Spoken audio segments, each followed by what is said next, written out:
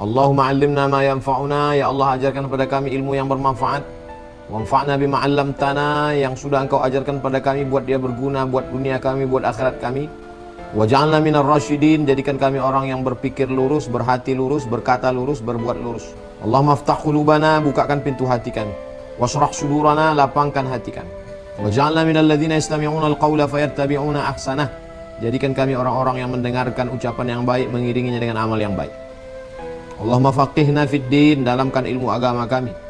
Wa'allimna ta'wil, ajarkan kami pemahaman yang benar. Warzuqna fahmal mursalin, berikan kami pemahaman seperti yang Kau berikan kepada para nabi dan rasulmu, wali-walim. Allahumma barik li ummati fi bukuriha, berikanlah berkah pada umatku ini di waktu yang paling pagi. Itu makna bukur. Jadi siapa yang bangunnya paling pagi, lebih awal, dialah yang lebih banyak dapat keberkahan. Maka kalau orang barat itu punya filosofi time is money, waktu adalah uang. Karena mereka menilai sesuatu itu materialistis, materi, duit, uang. Maka dalam Islam kita ingin setiap waktu ada berkahnya. Jadi secara rasional, orang-orang yang tidak Islam sekalipun sangat ingin bangun pagi.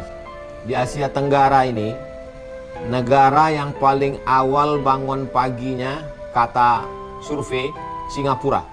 Bangun langsung beraktivitas, baik yang tidak Islam maupun yang Islam, bangun pagi. Kita sebagai orang beriman, orang muslim, ada salah seorang non-muslim tertarik dengan video Ustadz Somad ketika ada potongan yang dimasukkan ke Instagram, ke TikTok, ke YouTube. Berawal dari keterpaksaan, lama-lama jadi kebiasaan, lama-lama jadi kebutuhan. Biasakan bangun pagi. Nah, itulah awal beliau tertarik. Akhirnya kami pun waktu COVID itu membuat kolaborasi video bersama. Saya tanya, apa yang buat abang kesan pertama kali? Saya yang terkesan pertama kali itu Ustadz Somad adalah video tentang sholat subuh. Nah, jadi menurut kita biasa-biasa aja bangun subuh itu. Tapi bagi saudara-saudara kita yang tidak seagama, ternyata bangun subuh itu berat. Berapa banyak orang kalau sudah di awal paginya kacau balau, terlambat bangun, tak sempat mandi, macet, moodnya rusak, berangkat terlambat, sampai kantor.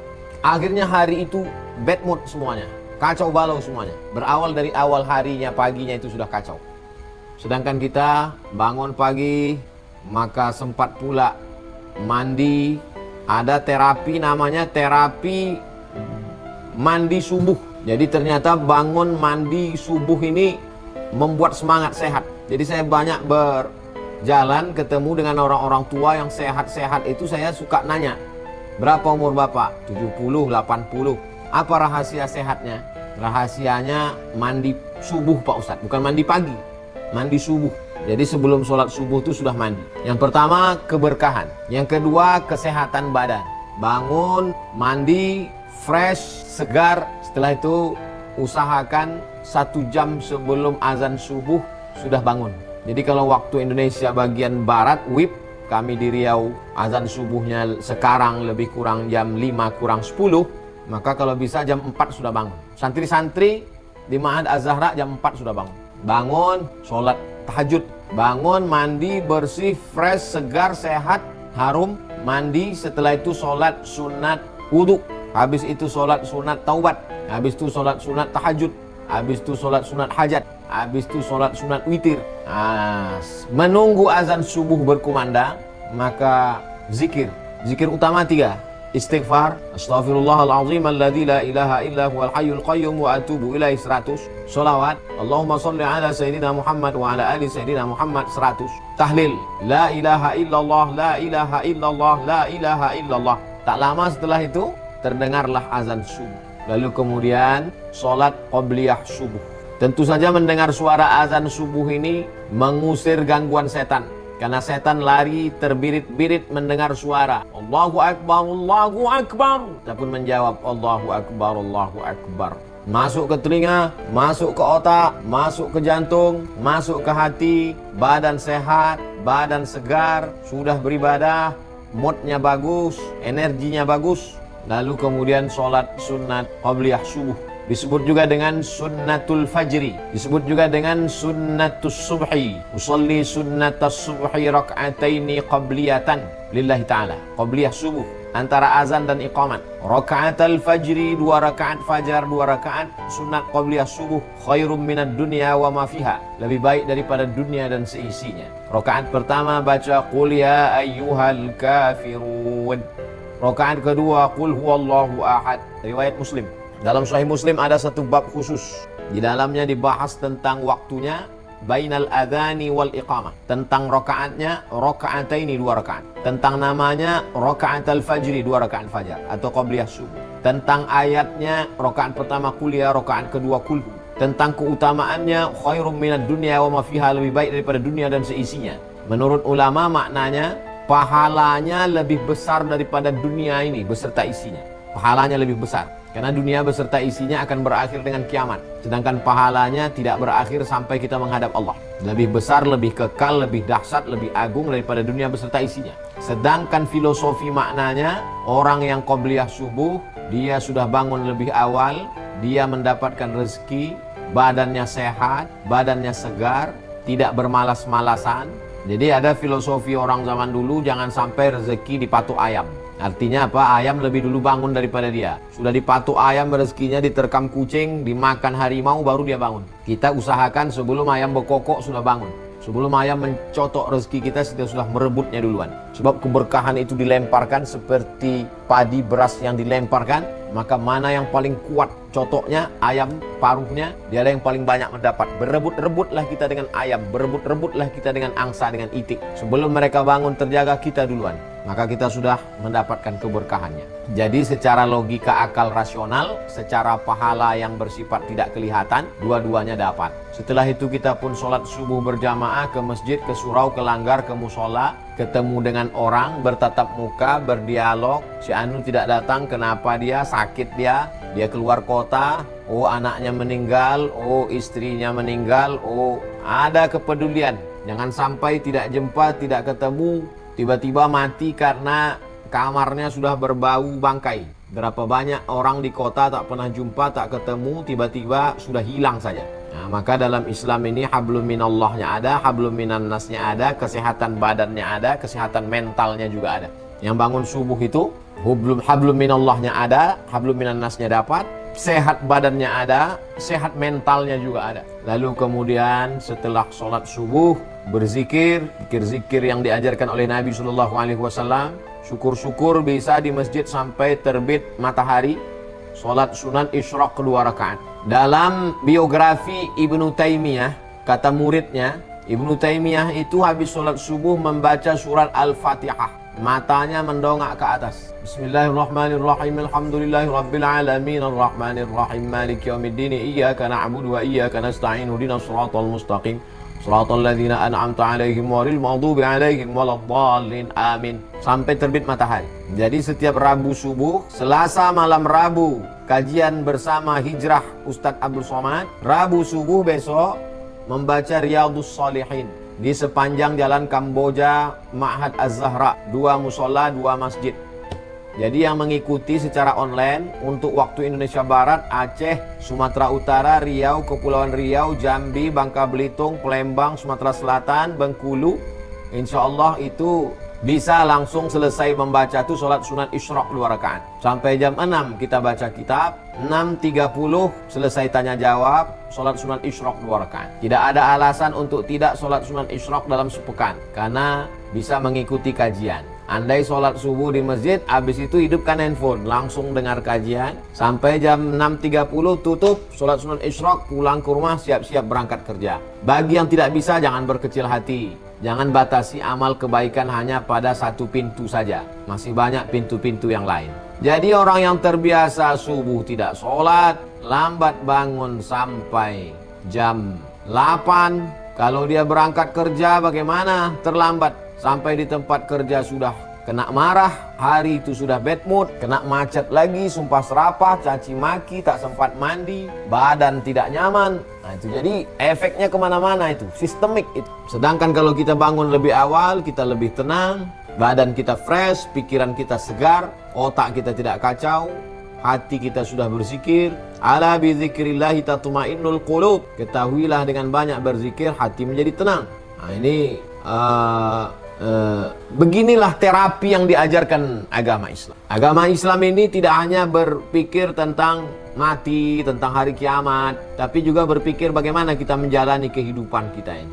Oh, rupanya hidup kita ini selama ini salah. Malam habis begadang sampai jam 2, jam 3. Habis itu tidur, bangun jam 8, jam 9. Pikiran suntuk, kacau, galau, menghilangkannya dihabiskan dengan film, dengan narkoba, dengan waktu habis untuk medsos. Tak bermanfaat sama sekali. Pikiran kacau, badan rusak, penyakit, kurang tidur, dan lain sebagainya. Ini berefek kemana-mana. Jadi kalau kita ikuti syariat ajaran Islam ini, insya Allah selamat kita dunia, selamat kita akhirat, selamat pekerjaan kita. Jadi orang-orang dulu itu hidupnya berkah. Petani bangun pagi, segar, sholat subuh, sempat ketemu dengan tetangga. Habis dari sholat subuh pulang ke rumah, dia pergi ke sawah. Sawahnya digarap, anak istrinya sehat, rezekinya berkah, pulang ketemu orang. Sekarang ada manusia tidak pernah ketemu dengan manusia. Seperti robot, hidupnya tak bermakna. Anak tak jumpa, istri tak ketemu, tetangga tak pernah nampak, kurban tak pernah datang. Datang-datang ngambil kupon kurban, tiba-tiba mati. Tiba-tiba dapat pengumuman di masjid, innalillahi wa inna ilaihi raji'un. Bagaimana dengan orang yang tidak sholat subuh? Man nama, siapa yang tidur, lalu kemudian dia tidak sholat subuh, bala syaitanu fi udhuni, setan kencing di telinganya. Makna setan kencing di telinganya dua. Yang pertama makna hakiki, memang betul-betul kencing telinga. Makna kedua adalah makna majazi, kiasan. Kencing itu kotoran, najis. Kotoran manusia saja kita jijik, apalagi kotoran setan. Lebih jelek daripada WC manusia. WC-nya setan adalah telinga orang yang tidak sholat subuh. Nah, jadi ini termasuk dalam tarhib, ancaman. Dan di balik itu ada targhib, ada motivasi supaya orang beramal. Santri-santri itu memang dimotivasi, ada yang membangunkan ustazah. Ustazah bangun pagi mengajar sampai sore, sampai malam. Jam 10 baru habis aktivitas kegiatan, baru tidur. Nah, ini semua kalau kita jalankan ajaran Nabi Muhammad SAW ini datang dari Allah, bukan hasil survei, bukan percobaan manusia, maka insya Allah efeknya akan kita rasakan. Saya pribadi setiap hari rutinitas bangun, mandi, sholat sunat wudhu, sholat sunat taubat, sholat sunat tahajud, habis itu berdoa, berzikir istighfar, habis itu sholawat, habis itu tahlil. Tak lama terdengar azan, sholat qobliyah, sholat subuh bersama santri. Habis itu saya membaca tafsir Jalalain. Hari Senin, hari Selasa, hari Kamis, hari Jumat. 4 kali saya bacakan tafsir Jalalain untuk anak-anak santri. Hari Rabu, saya membacakan Riyadhus Shalihin. Adapun hari Kamis, hari Jumat, hari Sabtu, hari Ahad, saya di luar. Nah, ketika di luar juga setiap kajian subuh pasti ada di masjid-masjid. Andai tidak di masjid, di hotel bersama tim intern di daerah masing-masing. Karena saya keluar hari Kamis, Jumat, Sabtu, Ahad. Hari Jumat, Sabtu, Ahad, Senin. 4 hari saya di luar. Jadi waktu ini dipakai semuanya. Dan subuh itu memang diusahakan. Kalau di luar ada pengajian. Kalau saya di pondok membacakan Riyadhus Shalihin, kalau di pondok membacakan Jalalain, tafsir Jalalain, Imam Jalaluddin Al-Mahalli, Imam Jalaluddin As-Suyuti. Sedangkan kalau Rabu subuh, 4 kali Rabu di musola. Saya memang sengaja memilih subuh. Kenapa? Karena subuh itu otak fresh. Memori belum banyak terpakai, pikiran lagi. Dan dulu pun waktu masih kuliah, saya kalau menghafal subuh. Kalau siang panas kepala saya. Kalau malam terasa otak ini udah penuh, tak bisa menangkap lagi. Jadi menghafal enaknya memang subuh. Apalagi kalau mau ujian, itu saya habis sholat subuh, jam 5, jam 6, jam 7, 2 jam itu mengulang terus.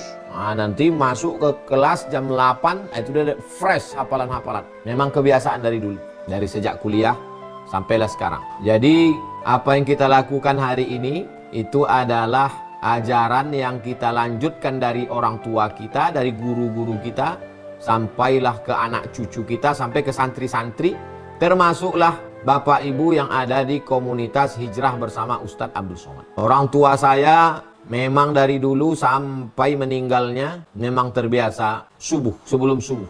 Bahkan ketika meninggal almarhumah ibu saya pun bangun dia malam. Sebagaimana saya tanya ke makcik saya yang menjaga, bagaimana malam itu Karena waktu itu saya sedang di Pulau Madura. Katanya malam itu dia bangun jam 2, habis itu dia sholat tahajud, setelah itu dia sholat witir, habis itu dia berzikir, habis itu dia makan sahur.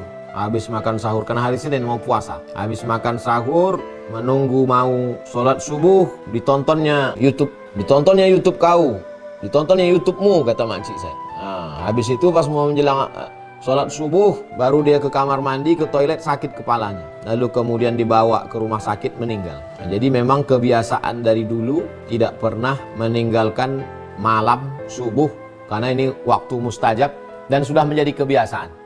Allah bisa karena biasa. Tak ada istilah tidur santai siang. Nah, itu habis kita kena marah. Jadi di rumah pun dididik demikian, kemudian di sekolah pun di pesantren begitu. Apalagi dulu waktu di pesantren, memang waktu itu belum ada lagi komisi perlindungan anak. Masih pakai batang sapu lagi dipukulkan ke lemari dari triplek. Bangun, bangun. Nah, sekarang tidak bisa kita main begitu lagi. Jadi 3 lingkungan. Yang pertama keluarga di rumah, yang kedua sekolah, yang ketiga pergaulan. Jadi kalau kebetulan pergaulan kita kongko-kongko sampai tengah malam, ngobrol tak tentu arah, tidurnya pun kacau balau, bangunnya lebih kacau lagi. Ya begitulah kita terus. Man sabba ala syai'in sabba alaih. Siapa yang terbiasa dari mudanya melakukan sesuatu sampai beruban kepalanya, itulah terus terbiasa. Tapi kalau udah terbiasa kita disiplin, tidur, jauh berjalan banyak dilihat, lama hidup banyak dirasa. Banyak saya ketemu orang-orang hebat. Itu banyak saya sekali ketemu tidurnya cepat. Ada satu jenderal, mohon maaf ya Ustadz, jangan Ustadz tersinggung. Saya jam 10 mesti tidur Pak Ustadz. Jadi kami habis pengajian Isya bertamu ke rumah beliau. Jam 10 kami cabut. Karena dia bilang, saya kalau udah lewat jam 10 ini nggak bisa tidur Pak Ustadz. Ayolah Pak, rupanya dia tidur jam 10, 11, 12, 1, 2, 3. Jam 3 dia bangun. Biasanya Bapak, saya bangun jam 3, habis itu saya ke meja kerja saya, sholat tahajud, habis itu saya kerjakan menunggu azan subuh. Saya pernah ketemu pejabat begitu, saya pernah ketemu bisnismen juga begitu, saya pernah ketemu tentara begitu, saya pernah ketemu polisi juga begitu. Nah, jadi memang manajemen waktu ini yang luar biasa. Jadi kalau ada orang yang santai-santai katanya menikmati hidup, sebenarnya tidak menikmati hidup. Itu adalah orang yang menghancurkan hidup. Jadi kalau kita melihat itu bule-bule itu Pak Ustadz tidurnya siang, itu waktu dia sedang liburan. Jadi bule yang kita lihat di sini wajahnya kacau balau, rambutnya tak tentu arah, pakaiannya sobek-sobek, itu dia sedang liburan. Kalau dia sedang di kota, di tempat tinggal dia, rambutnya rapi, pakai jas, pakai dasi, bangun pagi, lalu saat liburan dia ingin keluar dari rutinitas itu, dia lepaskan semua, rambutnya nggak disisir, nggak gosok gigi, nggak mandi, pakaiannya sobek-sobek, busuk tak dicuci. Itulah yang ditiru oleh orang kita, padahal itu saat dia santai, yang dalam setahun mungkin hanya 5 hari dia begitu. Selebihnya dia sangat disiplin, sangat on time di tempat kerja dia. Yang 5 harinya itulah yang kita ikut, diikut oleh anak-anak muda kita. Tengok tuh, tak mandi, macam gembel, duitnya banyak. Padahal di kampung halaman dia sangat disiplin, bangun awal hari, dan lain sebagainya. Nah, jadi terkait tentang sholat subuh ini tidak hanya sekedar ibadahnya, kita tidak hanya cerita tentang masalah pahala, sorga, neraka. Kalau bangun subuh dapat pahala, sholat masuk surga. Kalau kesiangan nggak sholat masuk neraka. Betul, itu tidak salah, memang ada dalam ajaran Islam. Tapi kita mesti melihatnya lebih luas dari berbagai aspek. Aspek medisnya, aspek disiplinnya, aspek semangat kinerja beraktivitasnya, aspek semangat untuk membangun alam semesta. Bisa bayangkan kalau ada pegawai, dari mulai security, pegawai dinas, kantor, perusahaan, BUMN, terlambat datang, terlambat masuk kerja, etos kerjanya turun, semangatnya nggak ada, di tempat ruangan ngantuk. Apa yang terjadi? Tapi kalau bangun lebih awal, badannya sehat, semangatnya luar biasa, maka insya Allah negeri kita menjadi negeri yang baldatun thayyibatun wa rabbun ghafur. Kesehatannya, bangunlah jiwanya, jiwanya udah bangun duluan, bangunlah badannya, dan badannya juga dibangun, dijaga. Fisiknya, mentalnya, materialnya, dan spiritualnya. Dua-duanya seimbang. Bangunlah jiwanya, bangunlah badannya, bangunlah fisiknya, bangunlah mentalnya, bangunlah materialnya, bangunlah spiritualnya. Jadi dua-duanya dapat. Jadi bagi yang belum melakukan, coba malam ini langsung. Bagi yang sudah melakukan, makin istiqomah, makin semangat, laksanakan terus, lihat perubahannya. Bagi yang mau menikah, nikahlah dengan laki-laki yang bangunnya awal sholat subuh. Bagi laki-laki yang mau menikahi perempuan, nikahilah perempuan yang bangun awal sholat subuh. Jangan sampai kita bangun, sudah siap mau berangkat kerja, dia pula belum bangun, kita pula terlambat sarapan, kita langsung bad mood, mau mengamuk-ngamuk. Kalau sehari sekali dua kali oke lah. Kalau sampai berbulan bertahun, jadi tanya kawannya, tanya keluarganya, macam mana dia? Oh itu dia cepat bangunnya. Sebelum subuh dia sudah bangun, mandi, bersih. Dapat bocoran-bocoran, alhamdulillah. Kalau tidak, suruh dia untuk berubah. Tak ada yang tak bisa dirubah. Semua. Dulu kata orang muka tak bisa berubah. Sekarang muka pun bisa dirubah, operasi plastik. Jadi kalau ada orang mengatakan tak ada yang bisa berubah, rutinitas kebiasaan kita bisa dirubah. Bagi yang tidak biasa tidur cepat, jangan banyak tidur siang. Malam matikan handphone, karena handphone ini bisa juga membuat kita tak tidur-tidur. Permainan, game online, judi, tinggalkan ini semua yang merusak. Habis itu cepat tidur malam, lalu kemudian segera bangun lebih awal, ambil keberkahan-keberkahan, mandi. Ada satu penyakit untuk tidak bisa bangkit dari tempat tidur walaupun sudah bangun. Sampai 2 jam, mata berkedip-kedip tapi tak mau bangun. Penyakit psikologis. Orang Islam kalau sudah bangun pasti dia bangkit. Kenapa? Karena dia takut tidak ke masjid, dia takut hilang qabliyah, dia takut tidak bisa sholat sunat isyraq, sholat sunat duha. Jadi ada motivasi dari dalam. Begitu juga kita begitu bangun langsung ke kamar mandi, langsung hidupkan keran, mandi langsung. Setelah mandi itu fresh, segar. Sholat, habis sholat berzikir, kekuatan mental, hubungan kita dengan Rasulullah dengan memperbanyak sholawat, berdoa kepada Allah supaya kerja kita berhasil. Kalau berhasil, maka kehidupan ini bukan sekedar yang di sini saja, tapi persiapan kita untuk yang lebih lama lagi. Di alam barzakh itu kita lebih lama daripada di alam dunia ini. Di alam dunia ini paling lama 63 tahun, 70, 80 udah jarang-jarang. Tapi di alam barzakh bisa jadi 100 tahun, bisa jadi 1000 tahun. Apa yang akan mengalir untuk kita? Jadi semangat bekerja dari awal hari itu mencari duit, mencari rezeki. Yang selanjutnya adalah untuk persiapan amal jariah setelah kita mati menghadap Allah Subhanahu wa Ta'ala. Lebih kurang biasa kita 20-40 materi. Saya kembalikan ke Bang Alvin Firdaus. Kita akan lanjutkan, kita kembangkan pada dialog. Terima kasih, berkah. Assalamualaikum warahmatullahi wabarakatuh.